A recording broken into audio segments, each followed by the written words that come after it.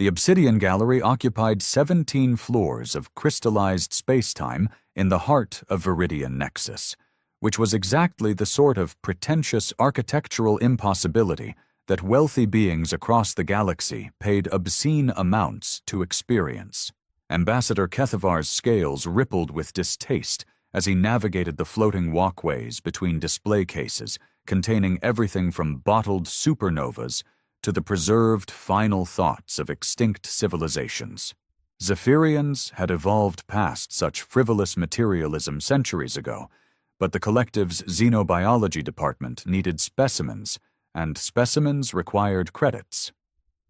"Ah, the distinguished ambassador arrives precisely on schedule," chirped Vexthalu, the gallery's proprietor, his forearms gesticulating in what passed for enthusiasm among the Vorthak merchant class. "Your acquisition awaits in the private viewing chamber, though I must confess, this particular lot has generated considerable discussion among my staff." Kethavar's inner eyelids fluttered, the Zephyrian equivalent of rolling one's eyes. "Discussion? About a primitive bipedal specimen? Your staff requires more stimulating employment, Vexthalu."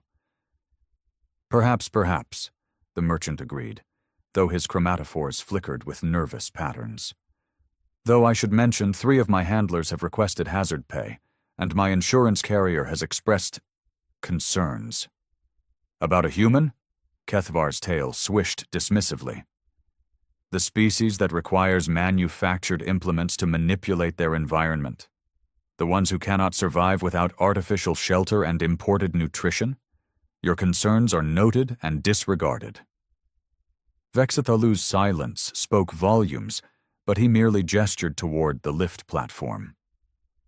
The viewing chamber occupied its own gravitational field on sub-level 7, accessed through a series of increasingly robust security checkpoints that seemed excessive for examining what amounted to a mildly interesting evolutionary curiosity. Kethavar's diplomatic immunity bypassed most of the screening, though he noticed the weapons scanners were calibrated for threats considerably more substantial than anything a soft-bodied human could pose. The chamber itself was a masterpiece of containment engineering: reinforced transparent aluminum walls, independently regulated atmosphere, and graviton restraint fields powerful enough to immobilize a rampaging Chrythonian battle beast. In the center of this technological fortress sat a human female on what appeared to be a standard detention bench, idly examining a small collection of metal implements spread across a fold-out tray. Kethavar had reviewed the species documentation extensively. Humans averaged 1.7 meters in height, massed roughly 70 kilograms, and possessed the typical fragility associated with worlds featuring breathable atmospheres and reasonable gravity. This specimen appeared unremarkable even by those modest standards: brown hair pulled back practically, clothing that suggested manual labor, and an expression of mild irritation that reminded Kethavar of his own reaction to bureaucratic inefficiency. "Subject designation Terra 7749, Vexthalu announced through the chamber's comm system. "Female, approximately 35 standard years, acquired from the Kepler system asteroid mining operations, remarkably well preserved considering the primitive conditions of human industrial facilities."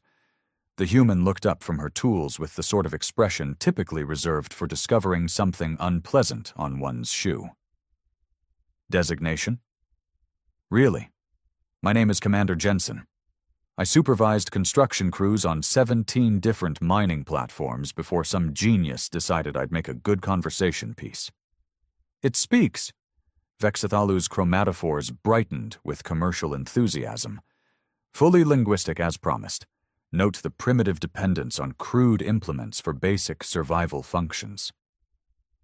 Kethavar stepped closer to the containment field, studying the collection of metal objects. Tools, presumably? Fascinating how evolution compensates for inadequate appendage design. "Tools?" Jensen's laugh held no humor. "These are precision instruments. That wrench there? Calibrated to exact tolerances for fusion reactor maintenance. The multi-tool? Designed for work in zero-gravity environments where a single mistake kills everyone in a 50-meter radius. She picked up a small device that gleamed with intricate mechanical complexity. This little beauty can measure structural stress in materials your people probably consider exotic. Primitive survival equipment nonetheless, Kethavar observed.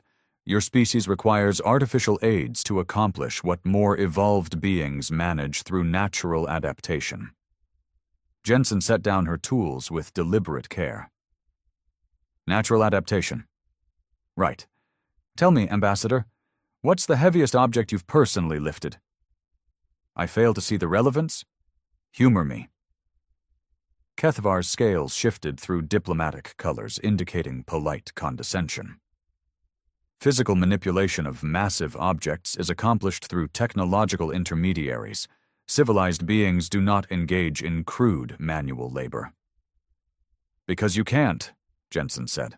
Not because you're too sophisticated. Because your bodies aren't built for it. She gestured around the containment chamber. This whole setup, reinforced walls, graviton restraints calibrated for something 3 times my mass, atmosphere regulation. What exactly do you think I'm going to do? Bite through the transparent aluminum? Vexthalu's nervous chromatophore patterns intensified. The restraints are merely precautionary. Precautionary against what? Jensen stood, and Kethavar noticed that the graviton field generators increased their output automatically. Against me accidentally damaging your pretty chamber while stretching my legs. The containment protocols are based on comprehensive analysis of human physiological capabilities, Kethavar stated. Though I confess, the data seemed somewhat exaggerated. Jensen's expression shifted to something approaching amusement. Exaggerated? You know, I spent most of my career working construction in asteroid fields with gravity barely worth mentioning, atmosphere you could fit in a storage closet, and radiation levels that would cook most organic life in minutes. My job was building mining facilities designed to last centuries, in conditions that make your average neutron star look hospitable. She walked to the edge of the containment field, and Kethavar noticed that each step registered on the chamber's seismic monitors. The crude implements I use? They're not survival gear, Ambassador. They're safety equipment, to make sure I don't accidentally crush something delicate while I'm working.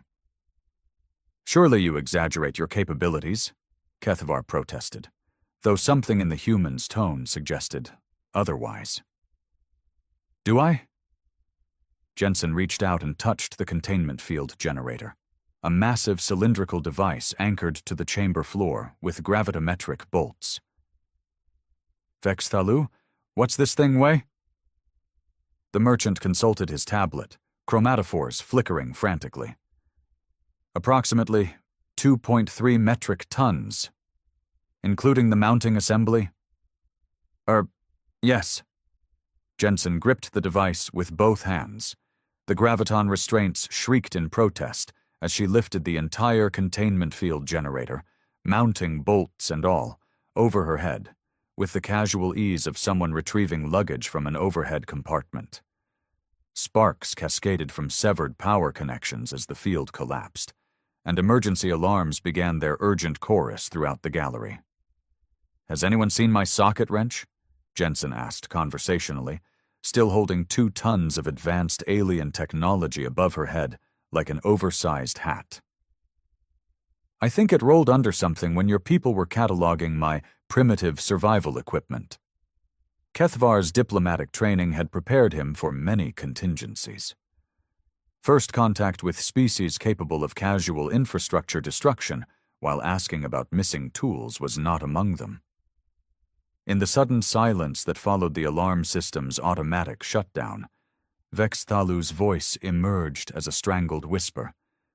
Perhaps we should discuss the bidding parameters. Jensen set the generator down gently, taking care not to damage the chamber floor. That would be appreciated. And maybe we can skip the part where you call my profession primitive. Some of us have actual work to get back to." The ambassador stared at the human, then at the mangled containment system, then back at the human who was now examining her fingernails, as if lifting alien technology was roughly equivalent to opening a particularly stubborn jar. His scales rippled through several colors that had no equivalent in diplomatic protocol. Dr. Zilfatar's crystalline matrix pulsed with agitation as she replayed the Akor security footage for the 14th time in 3 hours. The Galactic Institute's emergency assembly hall buzzed with the kind of frantic energy typically reserved for discovering that mathematics had been fundamentally wrong all along. Which, considering the implications of what they'd witnessed at the Obsidian Gallery, might actually be the case. "Colleagues, please maintain scholarly decorum." Professor Wexanali's gaseous form rippled across the chamber's upper atmosphere, his translated voice carrying the weight of academic authority. "We are scientists, not sensationalists. There must be a rational explanation for this anomaly." "Anomaly?" Dr. Clixvin's mandibles clicked with incredulous precision. The bipedal specimen effortlessly displaced graviton containment technology that requires industrial-grade power sources to operate. My calculations suggest the energy expenditure alone should have liquefied her skeletal structure. Zilftar's matrix flickered through analytical spectrums as she processed the biometric data streaming across her consciousness. The readings are consistent across 17 different sensor arrays. No technological augmentation detected, no hidden mechanical assistance, no gravitational manipulation fields. Pure biological output. "Impossible," snorted Dr. Vorthgak from his suspended mobility platform. "According to established xenophysiology, carbon-based organisms of that mass cannot generate sufficient leverage. The square-cube law alone prohibits such feats." "Tell that to the containment generator," muttered research assistant Pelthy, whose tenure review was looking increasingly complicated given her recent paper on human muscular limitations. The debate had raged since Ambassador Kethvar's emergency report arrived with 17 different security classifications and a recommendation that the Institute's entire xenobiology curriculum be reviewed for catastrophic inaccuracies. The footage showed something that violated every principle of comparative anatomy the galaxy's finest minds had established over millennia of study.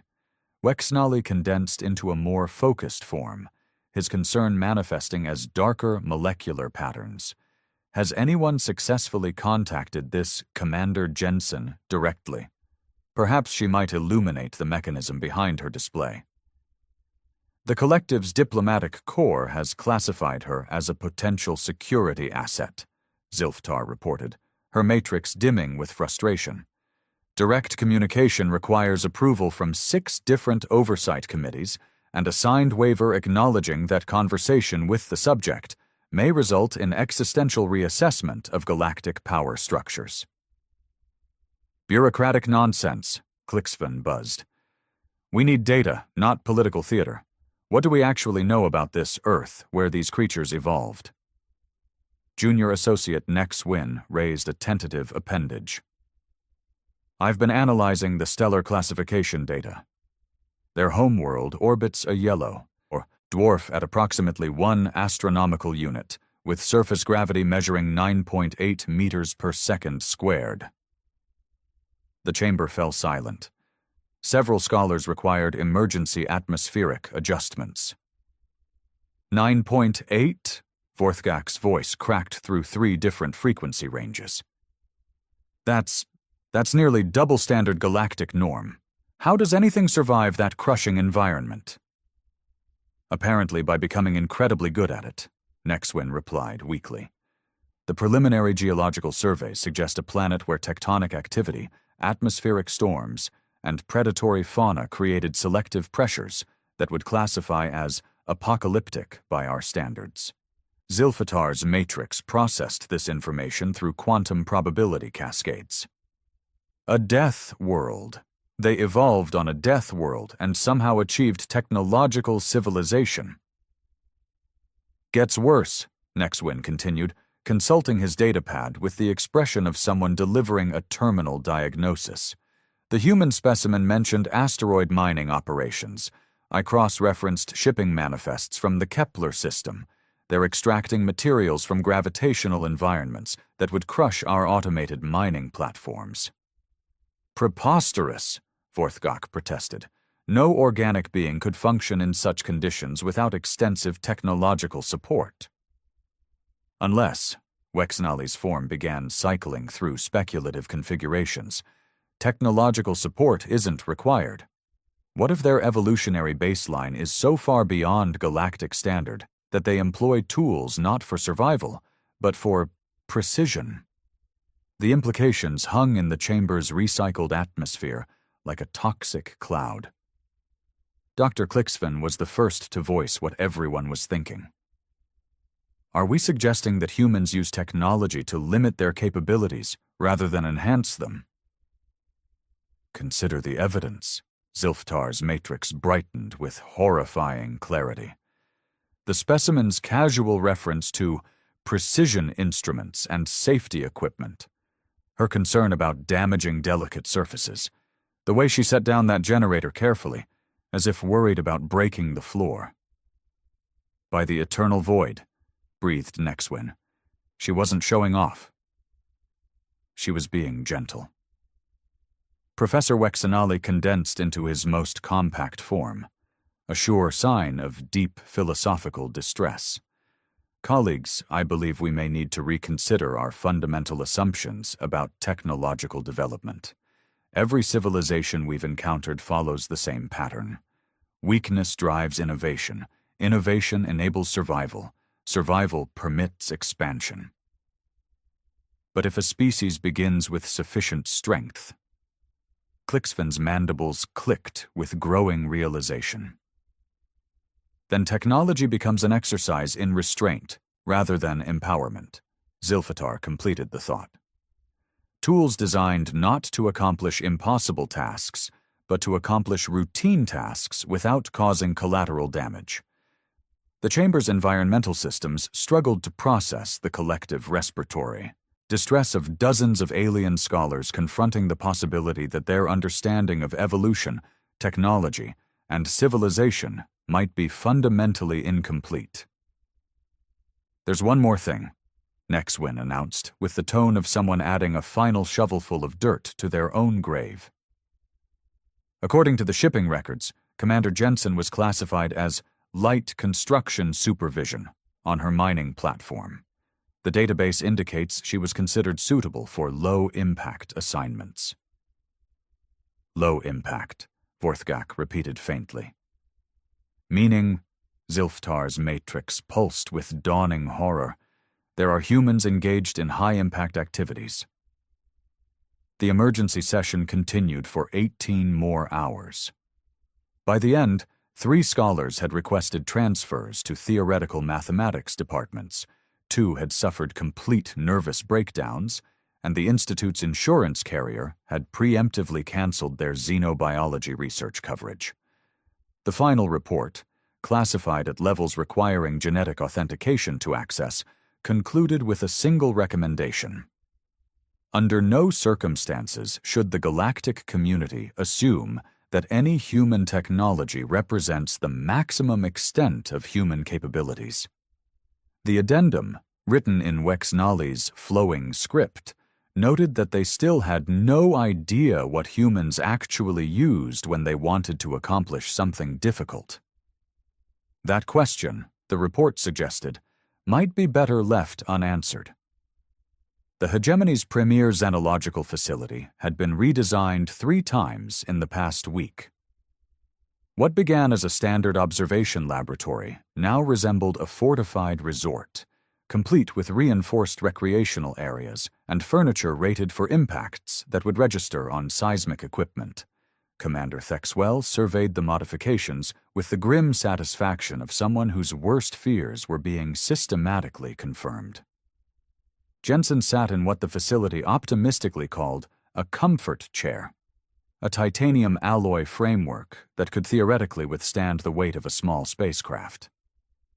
She was reading a digital tablet while absently bending a wrench into geometric shapes with her free hand, apparently unaware that the tool was composed of hardened carbon-steel alloys. "Subject appears relaxed," reported Dr. Mithlar through the observation deck's comm system. "Physiological readings indicate no stress response to confinement." "That's because I'm not confined," Jensen called out without looking up from her tablet. "Your walls wouldn't hold me if I wanted to leave, and we both know it. I'm here because the alternative is explaining to 73 different governments why their understanding of physics might need revision. Thexwell's tactical implants processed threat assessments in real time. Every calculation returned the same result: insufficient data. The subject demonstrates unusual awareness of surveillance equipment. Your sensors are humming at frequencies that would wake the dead," Jensen replied, finally, setting aside her reading material. "Also, whoever designed your air circulation system has never worked a day in construction. That's not white noise. That's metal fatigue in your ventilation shaft supports. You might want to address that before gravity does it for you." Dr. Mithlar consulted her instruments frantically. Structural analysis confirms microfractures in the ventilation assembly. How did she detect deterioration invisible to our diagnostic equipment? "Same way I know your observation window has a stress concentration at the upper right corner. Your gravity plating needs recalibration, and whoever installed your lighting fixtures skipped half the mounting bolts." Jensen stood and stretched, a movement that somehow made every monitoring device in the facility register alarm conditions. When you spend your career keeping people alive in environments actively trying to kill them, you develop an ear for trouble.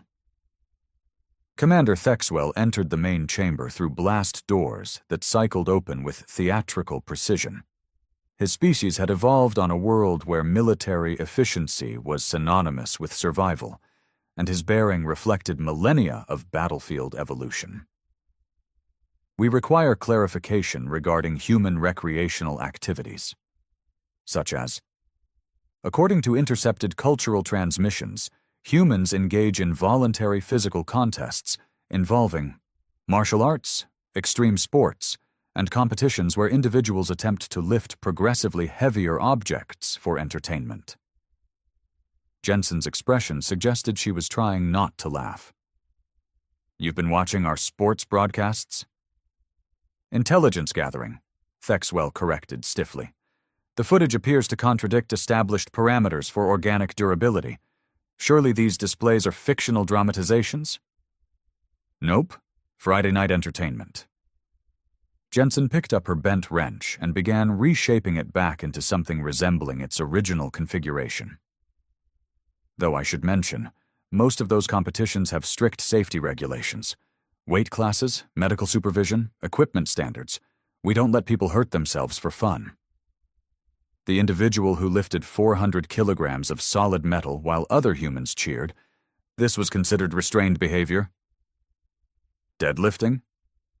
That's a pretty standard gym exercise, though 400 kilos is decent for amateur competition. Jensen paused her metalworking. "Wait, you think that's impressive?" "What do you consider heavy lifting?" Dr. Mithlar's voice crackled through the comm system with barely controlled panic.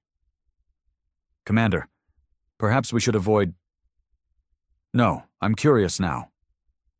Jensen set down her impromptu sculpture and walked to the chamber's equipment locker. "You folks have been treating me like I'm some kind of unstable explosive since I got here. What exactly do you think normal strength looks like?" She opened the locker and withdrew what the facility had categorized as emergency construction supplies: steel beams, composite panels, and various components designed for building modifications. In approximately 4 minutes, using only her hands and the occasional repurposed wrench, Jensen assembled what appeared to be a functional crane mechanism. "This is basic field engineering," she explained, while calibrating the device's pivot points. "When your mining platform loses its primary loader and you've got 3 days to finish extraction before the asteroid's orbit shifts. You improvise. No blueprints, no computer assistance, just whatever materials you can scrounge and enough understanding of physics to keep everyone breathing.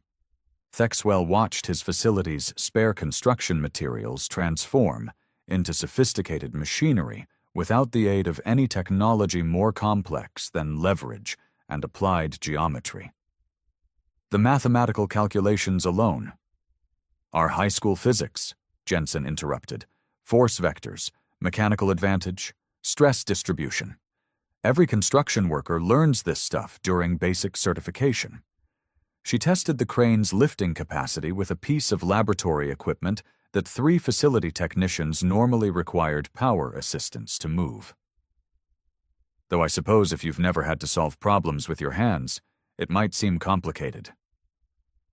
The crane lifted the equipment smoothly, demonstrating precision that would have impressed the facility's automated systems.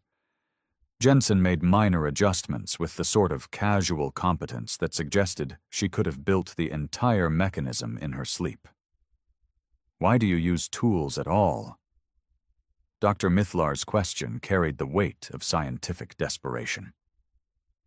If your capabilities exceed technological requirements, what purpose do instruments serve? Jensen considered this while using her improvised crane to rearrange the chamber's furniture into a more comfortable configuration. Same reason you wouldn't use a sledgehammer to perform surgery. Having the strength to break something doesn't mean you should. Tools let you apply exactly the right amount of force to accomplish exactly what you need. But surely your civilization must have developed beyond such manual approaches to problem-solving. Developed beyond? Jensen laughed, and the sound carried no mockery, just genuine amusement.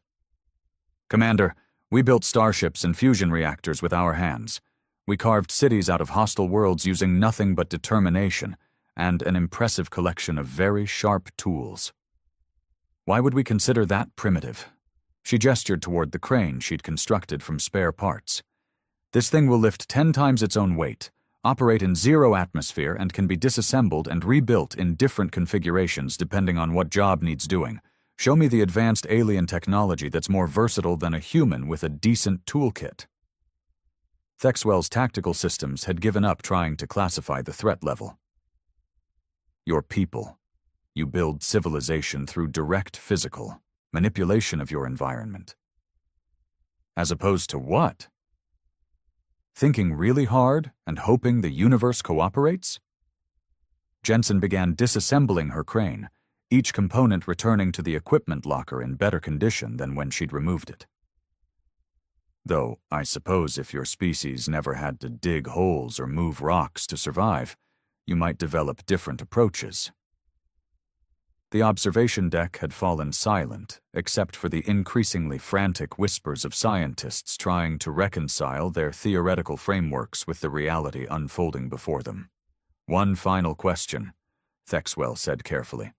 What do humans do when they encounter problems too difficult for direct physical solution? Jensen finished packing the equipment locker and turned toward the observation deck with an expression that suggested the answer should be obvious. We build bigger tools. The Galactic Coordination Assembly's emergency session had been called with the sort of bureaucratic urgency typically reserved for preventing wars or managing the collapse of trade routes. Representatives from 47 major civilizations occupied the floating amphitheater, their various atmospheric requirements creating a spectacular rainbow of environmental bubbles throughout the vast chamber. What they were discussing, however, made interstellar politics seem refreshingly simple. Fleet Admiral Kexthora's bioluminescent patches flickered with diplomatic stress patterns as she addressed the assembly. The motion before us concerns reclassification of species designation Sol 3 human from developing civilization to... Well, that's precisely the problem. Our existing categories appear inadequate. Inadequate is generous, rumbled Ambassador Gorthvex through his species' subsonic translation matrix. My government's defense ministry has requested a complete strategic review based on the possibility that what we've classified as primitive construction techniques might actually represent military engineering capabilities beyond our comprehension. The holographic display at the chamber's center shifted to show Jensen, who appeared to be enjoying the proceedings with the sort of detached amusement normally reserved for watching particularly clever pets perform tricks. Her image flickered slightly as the transmission crossed 17 different diplomatic security protocols. If I may address the assembled representatives, Jensen's voice carried clearly through the translation systems, I think there might be some confusion about what constitutes military capability versus Tuesday afternoon maintenance work. Chancellor Vithmaran of the Hegemony leaned forward in his gravity cradle. Commander Jensen, our analysis suggests that your demonstrated abilities could theoretically be weaponized to devastating effect. Theoretically, sure. I could probably punch a hole through your average starship hull if I really put my back into it. Jensen shrugged, with the casual air of someone discussing weather patterns. But why would I want to? That's like using a fusion reactor to heat your morning beverage. Possible, but spectacularly missing the point. The point being, prompted Admiral Kexthera, that civilized beings solve problems efficiently, not dramatically. Jensen gestured off-screen toward something not visible to the assembly. When we need to move through solid barriers, we build doors. When we need to redirect energy flows, we construct conduits. When we need to modify planetary surfaces, we bring the appropriate equipment. Counselor Raxthul's chitinous frame clicked with agitation. You speak of planetary modification as routine maintenance. Depends on the planet. Some of the outer colony worlds need significant atmospheric adjustment, geological stabilization, that sort of thing. Big projects, but nothing we haven't handled before.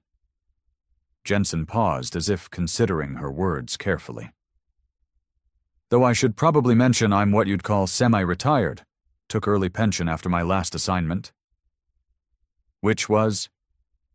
Dr. Zilfitar's crystalline matrix pulsed with scientific curiosity as she joined the session via emergency academic override. Terraforming supervisor for the Titan system expansion. 63 worlds converted to human habitable status over a 15-year period. Jensen's tone suggested this was roughly equivalent to organizing a moderately complex filing system. Good work, but the commute was murder, and I was getting tired of spending my weekends redirecting tectonic activity. The assembly chamber fell silent except for the hum of life support systems struggling to maintain atmospheric stability across multiple incompatible environmental requirements. Several representatives required emergency medical attention. Redirecting? Ambassador Gorthvex's voice emerged as a strangled whisper. Tectonic activity. Continental drift was interfering with the planned city layouts on 7 of the worlds. Easier to adjust the planetary geology than redesign 60 years' worth of urban planning. Jensen examined her fingernails with the air of someone discussing minor landscaping decisions.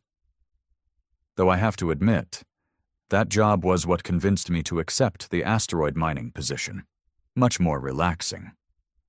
Chancellor Vithmoran consulted his emergency medical advisor before continuing. Commander, when you describe these activities as relaxing, what exactly do other humans consider challenging? Oh, the usual. Deep space construction, stellar engineering, that kind of thing. My nephew just got certified for neutron star maintenance. That's considered pretty demanding work. Requires specialized training and really good reflexes. Jensen smiled with evident family pride. Though between you and me, I think the real challenge is the paperwork. Safety regulations for stellar modification projects are incredibly complex. Stellar modification. Dr. Zilfitar's matrix began cycling through, spectrums that had no names in Galactic standard. Mostly efficiency improvements and navigational adjustments. Nothing too exotic. Jensen waved dismissively. Though I understand the new apprentices are working on some pretty ambitious projects. Something about improving energy output curves for main sequence stars that are underperforming relative to colonization requirements. Fleet Admiral Kexthara's bioluminescent patches had shifted to colors indicating complete systemic failure of threat assessment protocols. Commander Jensen, do you consider yourself representative of average human capabilities? Average? God number. I'm pushing 60 and haven't done serious construction work in years. Most active crews would run circles around me. Jensen chuckled. Though I suppose compared to species that never had to build anything heavier than a filing cabinet, I might seem moderately competent. The transmission paused as Jensen consulted with someone off-screen. When she returned, her expression carried a hint of bureaucratic irritation. Ladies, gentlemen, and atmospheric phenomena, I've just been informed that this session is being recorded for official archives. Before we conclude, I'd like to address something that's been bothering me throughout this process. Ambassador Gorthvex managed to activate his translation matrix despite obvious respiratory distress. Please proceed. You keep referring to human technology and capabilities as primitive or crude. I understand this might be a translation issue, but I wanted to clarify something. Jensen's tone remained pleasant, but carried the sort of edge that suggested professional pride was involved. We're not primitive. We're not crude. We're just polite enough to use tools when we don't need to. She gestured toward the assembly, with the casual confidence of someone addressing a room full of particularly slow students. Every piece of equipment we build, every system we design, every protocol we follow, it's all based on the assumption that the people using it might be having a bad day, might be tired, might be distracted, and still need to get the job done safely. We could reshape this entire star system with our bare hands if we felt like it. We use starships instead because it's more comfortable, more efficient, and significantly less likely to accidentally sterilize inhabited worlds. The assembly chamber's environmental systems began cycling emergency atmospheric adjustments as multiple species experienced simultaneous cognitive failures. The tools aren't crutches, representatives. They're courtesy. Jensen smiled with the sort of polite finality that indicated the educational portion of the proceedings had concluded. Now, I believe there was some discussion about reclassifying human civilization status.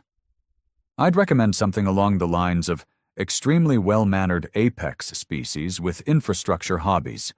Has a nice diplomatic ring to it. The transmission ended, leaving the Galactic Coordination Assembly in the sort of stunned silence typically associated with watching their fundamental understanding of reality pack up and relocate to a different universe entirely. After 17 hours of debate, the final classification was recorded as coordinate with extreme caution and abundant gratitude. The unanimous vote represented the first time in galactic history that 47 different civilizations agreed that some questions were better left unasked, some capabilities better left undemonstrated, and some species better left to their infrastructure hobbies with nothing but enthusiastic encouragement and carefully maintained distance.